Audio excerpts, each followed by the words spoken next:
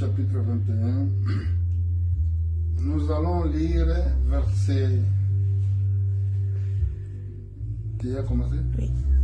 Nous allons lire versets 30 et 31. Je lis au nom de Jésus.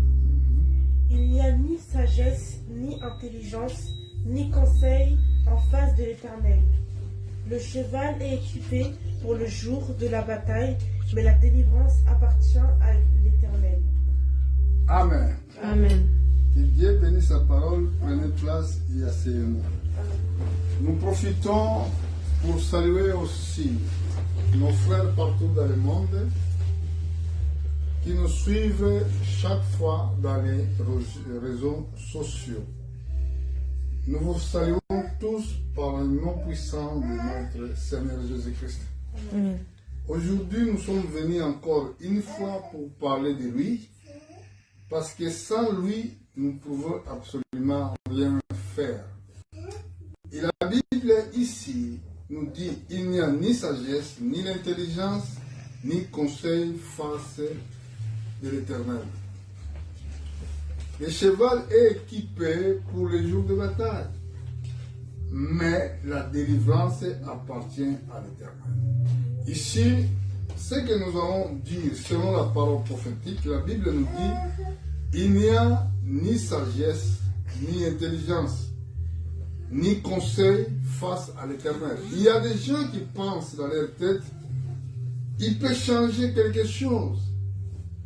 Il y a des gens qui pensent à travers de la politique, il peut changer des choses dans le monde.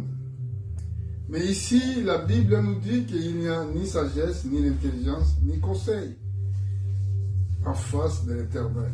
Ça veut dire, dans d'autres termes, ce que notre Dieu a promis, il va le faire. Et tout ce que nous voyons dans le monde, dans le domaine de la politique, dans le domaine de toutes choses que nous voyons, ça va s'accomplir. Et c'est pour cela, ici, la Bible dit, le cheval est équipé pour les jours de bataille. Mais la délivrance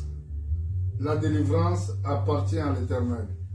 On peut équiper le cheval ou les chevaux pour les jours de bataille. Mais celui qui peut nous délivrer, celui qui peut nous délivrer dans toutes sortes de batailles, c'est Dieu.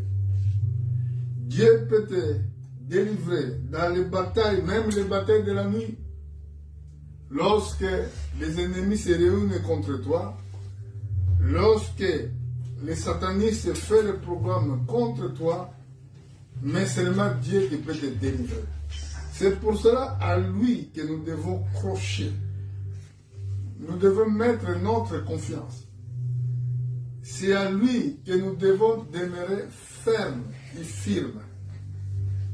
Et dans d'autres manières de parler, je peux dire que, mes frères, il faut que vous essayez de demander l'amour d'aimer la parole de Dieu. L'amour d'aimer Dieu. Parce que ça, c'est le premier commandement que la Bible nous dit. Tu aimeras l'Éternel ton Dieu de tout ton cœur, de toute ton âme, de toute ta force. Parce que quand il y a l'amour de l'aimer, et je crois que tu vas l'obéir. Quand il ne l'aime pas, tu ne vas pas non plus l'obéir.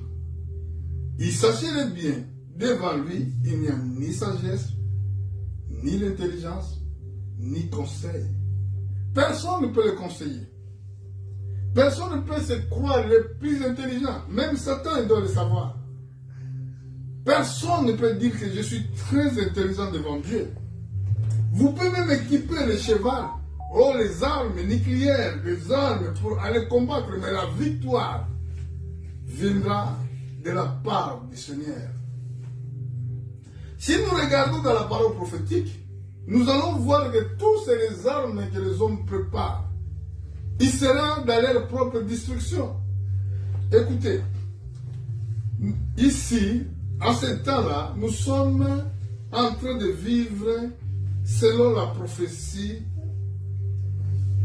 l'époque de cheval. Nous allons voir ça parce qu'il y a 4 sortes de chevaux que la Bible nous dit. Mais nous allons parler seulement pour le dernier cheval. Parce qu'il y a 4. Comme dans les Écritures, nous dit qu'il y a 4 êtres vivants. Il y a aussi 4 esprits diaboliques d'Antichrist qui vont combattre l'Église dans ce temps de la fin. Nous allons dans le livre de l'Apocalypse. Je vais regarder au chapitre 6. Nous allons lire à partir du verset 7. Quand il ouvrit le 4e sceau, j'entendis la voix du 4e être vivant qui disait « Viens !» Je regardai et voici parut un cheval d'une couleur pâle. Celui qui le montait se nommait la mort, et le séjour des morts l'accompagnait. Le pouvoir lui fut donné sur le quart de la terre, pour faire périr les hommes par l'épée, par la famine, par les mortalités et par les bêtes sauvages de la terre. Alléluia. Amen. Écoutez bien la parole de Dieu. Comme il y a 4 êtres vivants, pour faire face à ces 4 chevaux, nous avons vu que le premier cheval était un cheval de couleur blanc. Deuxième, il avait couleur rouge. Troisième, couleur noire. Alors, les 3 autres couleurs, ils vont se mélanger pour former cette dernière couleur qu'on appelle couleur de pâle. Au verset 8, la Bible dit, je vais commencer au verset 7. Quand il a ouvert le 4e sceau, vous voyez, 4e sceau, ça dit c'est le dernier esprit qui va combattre l'Église. J'ai entendu la voix du 4e être vivant qui disait, viens. Jean, il est parti voir. J'ai regardé, et voici, Paris, un cheval de couleur pâle. Celui qui a monté se nomma la mort, vous voyez, dans le temps de la fin. C'est pour cela qu'on voit beaucoup de choses dans le temps de la fin. On voit beaucoup de choses qui, si nous regardons, c'est les choses que nous voyons à ce temps. Même dans le temps de nos ancêtres, le temps de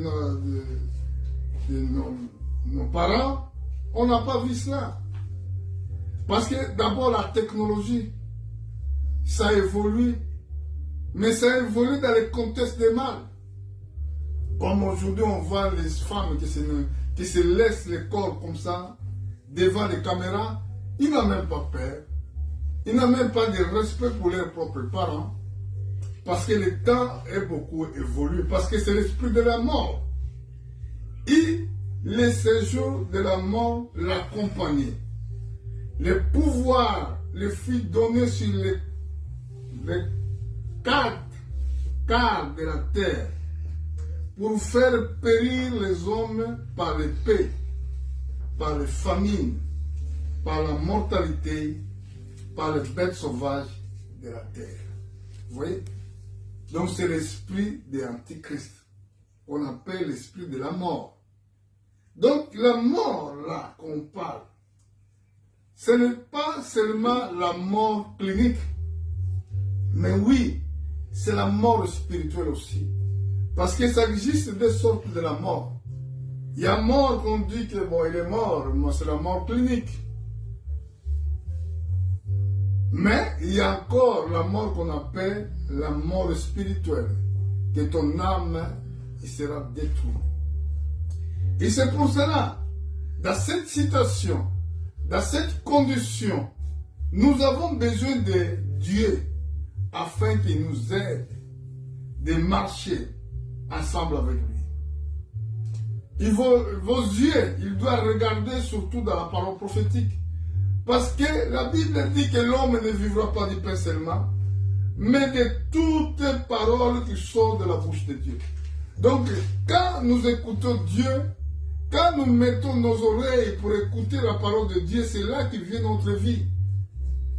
Parce que la parole de Dieu nous donne la foi. Et la Bible dit, sans la foi, c'est impossible que tu sois agréé. Dieu ne peut pas agréer quelqu'un qui ne croit pas. Mais si nous donnons le temps d'écouter la parole de Dieu, c'est là que nos vies changent. C'est là que nos façons de vivre changent. C'est là que nous allons avoir la garantie dans les jours mauvais. Parce que quand le jour-là arrivera, personne ne dira que « Oh, moi je n'ai pas écouté la parole ». Vous avez tous le temps d'écouter. À des fois vous insultez. À des fois vous ne regardez pas ce que les hommes de Dieu disent. À des fois vous ne regardez pas la prophétie. Mais les jours-là, quand il sera là, Dieu te jugera selon ce que toi tu n'as pas fait. Parce que la parole de Dieu est venue pour te donner la vie. Regardez comment la promesse nous dit dans le livre de Matthieu. Je suis au Matthieu chapitre 24. Regardez ce que le Seigneur Jésus-Christ avait dit aux apôtres. Écoutez bien. Au verset 14. Lisez les Écritures. La Bible dit, cette bonne nouvelle du royaume sera prêchée dans le monde entier pour servir de témoignage à toutes les nations, alors viendra la fin. Parce que ici la Bible dit, cette bonne nouvelle du royaume, ça veut dire qu'il y a un autre royaume qui va venir. On ne va pas continuer dans ce royaume que nous voyons, il y a des corruptions, il y a des riches qui maltraitent les pauvres, il y a des hommes qui maltraitent les autres. Il n'y en a pas aucune justice dans ce royaume terrestre. Et la Bible dit, cette bonne nouvelle du royaume sera prêchée, vous voyez, en futur. Mais là, nous sommes en train de prêcher la bonne nouvelle. Dans le monde entier, pour servir de témoignage à toutes les nations, alors viendra la fin. Écoutez bien, la bonne nouvelle est prêchée pour rendre témoignage, non pour sauver tout le monde. Parce que ceux qui vont être sauvés, ils doivent être seulement les prédestinés de ce royaume. Il y a un royaume qui viendra. La Bible nous dit, il y aura un royaume de millénium qui va venir. À ce moment du royaume de millénium, personne ne prendra encore les armes pour faire la guerre. Si vous regardez le livre de Michée, chapitre 4, verset 4, vous allez le voir.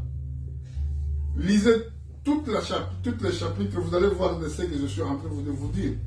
Il y a un royaume qui viendra. On appelle le royaume de paix, où il y aura la justice de Dieu.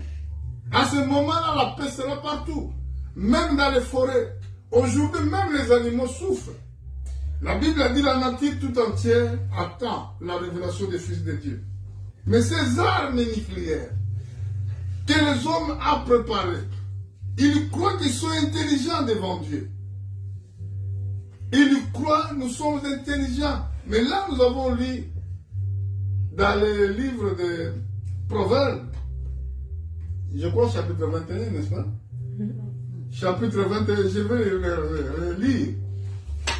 Vous allez voir comment la Bible dit. Si vous croyez que vous êtes intelligent, écoutez la parole de Dieu. Si vous croyez que vous êtes sage, écoutez la parole de Dieu. La Bible nous dit ici dans le livre de Proverbes, chapitre 21, au verset 30, il n'y a ni sagesse, ni intelligence, ni conseil face à l'Éternel. Le cheval est équipé pour les jours de bataille. Et c'est pour ça que nous sommes partis dans le livre d'Apocalypse, pour voir que cet esprit de quatrième cheval, qu'on appelle, qui porte couleur pâle, c'est l'esprit de la mort. Mais la délivrance appartient à l'Éternel. Vous voyez, celui qui croit, il va être délivré. Dieu le sauvera. Et c'est pour cela que notre Seigneur nous a dit, allez partout dans le monde, prêchez la bonne nouvelle à toutes les créations. Celui qui croira et qui sera baptisé sera sauvé. Mais celui qui ne croira pas sera condamné. Nous ne voulons pas être condamnés. Nous ne voulons pas être condamnés à ce jour. Parce que le temps est mauvais. Pour être sauvé, tu dois aimer Dieu dans tout ton cœur. Je ne sais pas combien de gens aiment Dieu dans leur cœur. Si tu l'aimes, est-ce que tu écoutes ce qu'il te dit? Si tu l'aimes, est-ce que tu fais sa volonté? Même dans les prières de notre Père, je le souligne souvent dans mes prédications. Si vous regardez dans les prières de notre Père, quand Jésus-Christ a montré les apôtres, les disciples, comment ils doivent prier, il a dit, voici comment vous devez, c'est un devoir, comment vous devez prier. Notre Père qui est dans les cieux, ton règne vienne, vous voyez, il parle des royaumes, ton règne vienne, et que ta volonté soit faite sur la terre comme c'est fait au ciel. Vous voyez, donc les hommes sur la terre, ils doivent être accompagnés avec la volonté de Dieu. Mais pas les hommes que nous voyons aujourd'hui, ils ne le font pas. C'est ça le problème qui se passe aujourd'hui. Et c'est pour cela nous devons faire très très attention. Bon, je ne vais pas aller très très loin dans ma intervention. Aujourd'hui, je serai vraiment tellement court. Ce qui est important, c'est partie des messages qu'il doit écouter. Si tu le crois, Dieu te bénira. Et écoutez ce que la Bible a dit.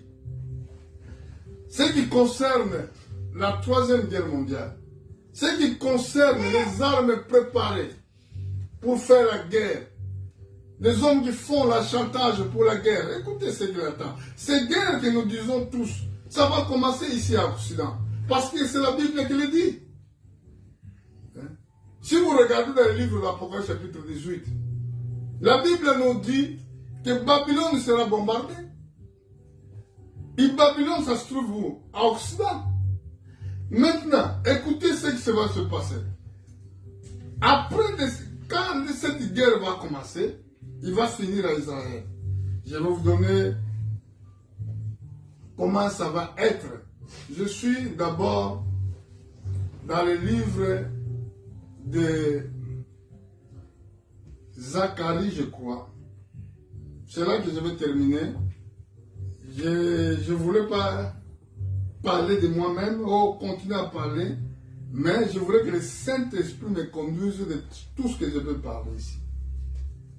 Donc, je suis dans le verset 1, chapitre 14, verset 1. Lisez avec attentif et regardez ce que la prophétie dit.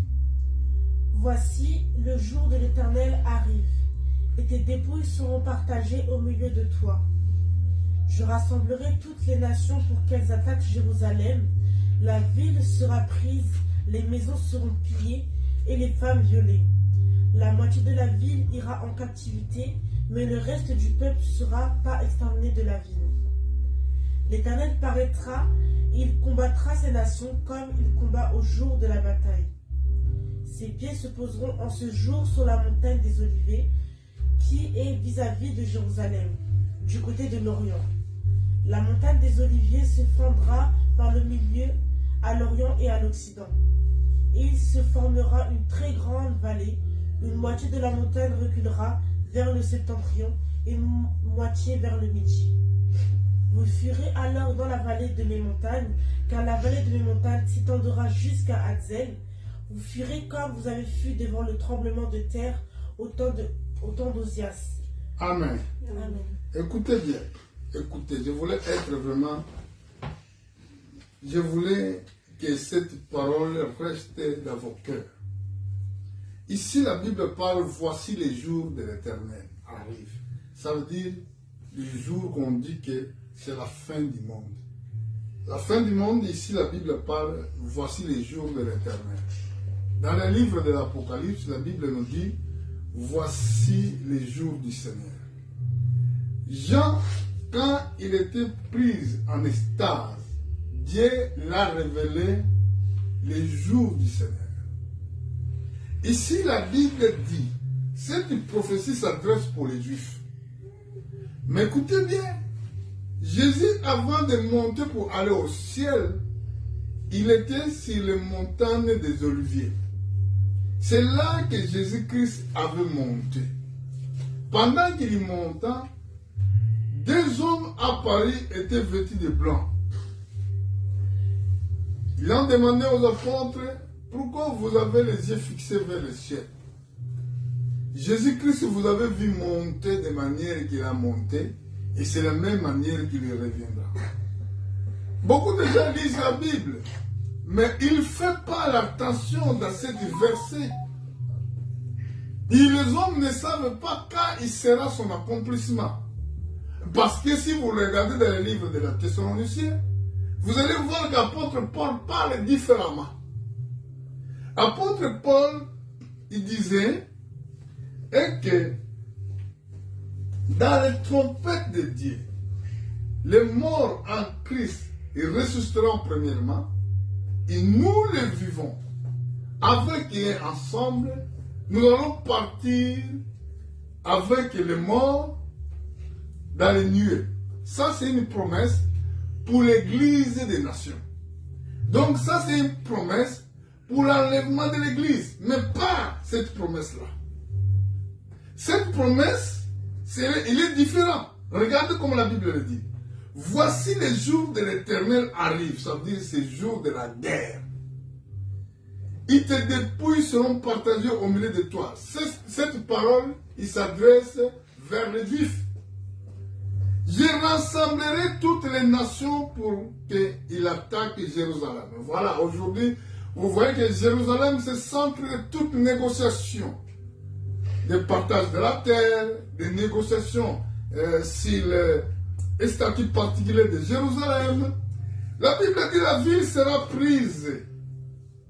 Les maisons seront pillées. Et les femmes violées. La moitié de la ville iront en captivité. Mais le reste du peuple ne sera pas exterminé dans la ville. Il sera vraiment tant difficile. Vous voyez les talents. Vous voyez toutes ces préparations. Oh, la guerre dans l'Ukraine. Mais si vous regardez le président de l'Ukraine même, c'est juif.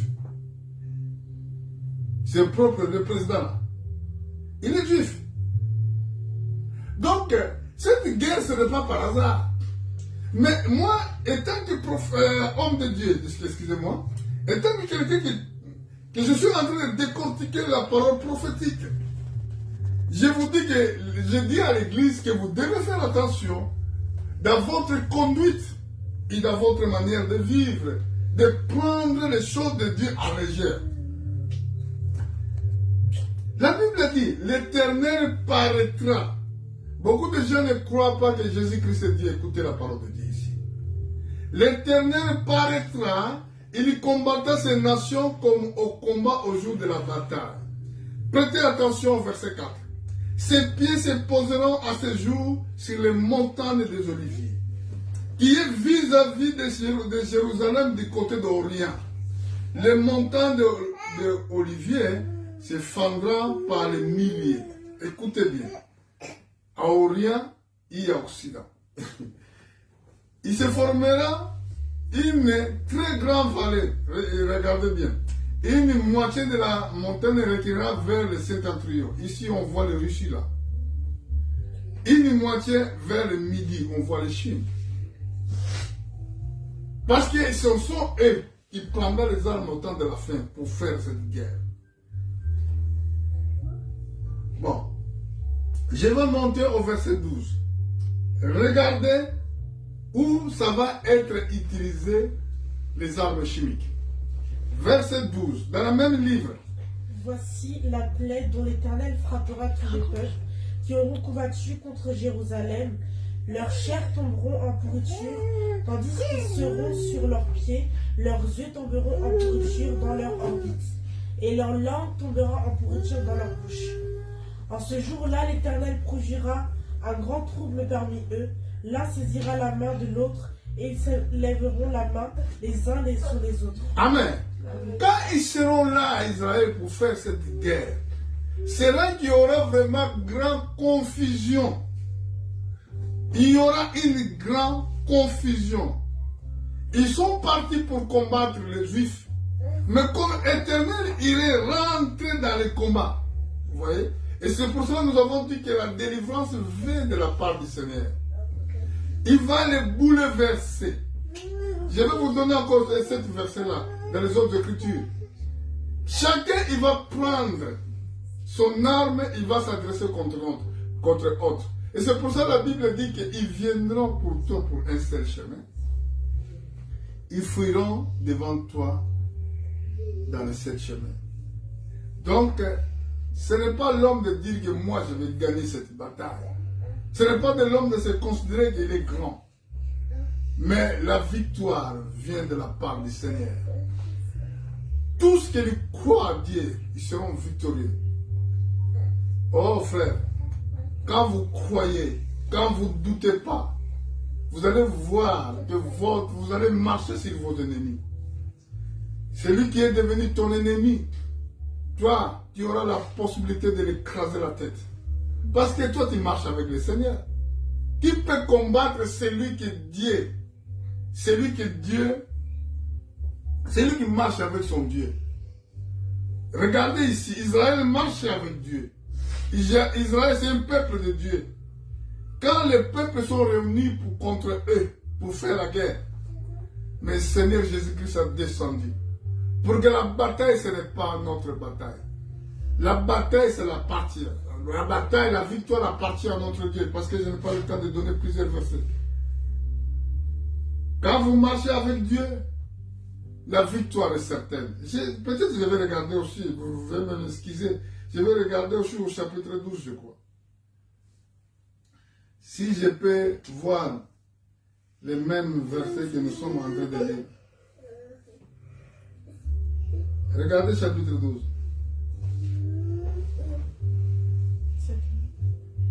Nous allons lire verset 3 et verset 4. En ce jour-là, je ferai de Jérusalem une pierre pesante pour tous les peuples. Tous ceux qui la soulèveront seront meurtris, et toutes les nations de la terre s'assembleront contre elle. En ce jour-là, dit l'Éternel, je frapperai d'étourdissement tous les chevaux et de délire ceux qui les monteront. Mais j'aurai les yeux ouverts sur la maison de Juda, quand je frapperai d'aveuglement tous les chevaux des peuples. Quand il frappera d'aveuglement tous les chevaux des peuples. Mais ça commence maintenant aujourd'hui. Il y a des politiciens qui se réunissent. Il y a des hommes qui prennent des décisions. Mais revenez vers Dieu. Revenez vers sa parole. Humiliez-vous vers lui. Il aura pitié de vous. Ça ne sert à rien de vous montrer que vous êtes tellement intelligent. Ça ne sert à rien de s'orgueillir devant sa face. Parce que personne ne peut le faire. Personne ne peut s'opposer de ce que Dieu avait promis. Regardez, je vais vous donner encore pourquoi il y aura un bouleversement. Nous voyons ça dans les prophètes. Ézéchiel nous a dit ça aussi, je crois. Ézéchiel chapitre 38. Nous allons voir ça, chapitre 38 du livre d'Ézéchiel. Nous allons commencer.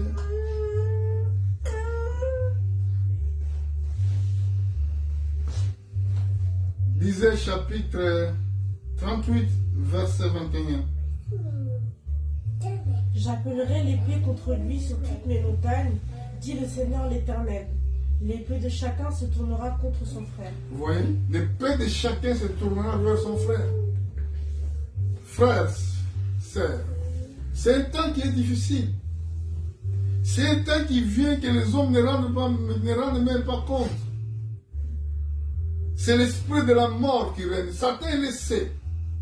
Et c'est pour ça que son esprit, il rentre dans les enfants rebelles pour utiliser même les moyens des réseaux sociaux, les vrais moyens par la destruction des hommes. Mais moi, je vous le dis, si vous ne croyez pas, vous serez condamné. Si vous ne croyez pas, vous serez jugé. Parce que la parole de Dieu doit être prêchée pour toutes les nations.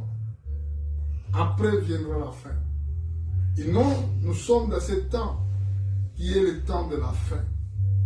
La Bible dit que toute arme forgée contre toi sera nulle sans effet.